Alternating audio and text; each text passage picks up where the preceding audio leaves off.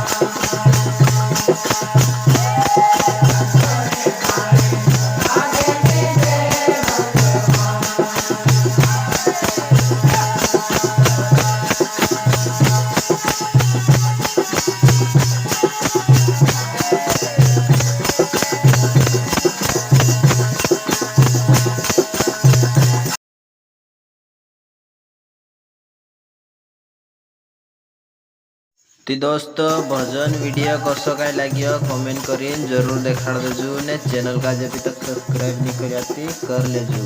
जय शिवाय नमः, जय शिवाय नमः।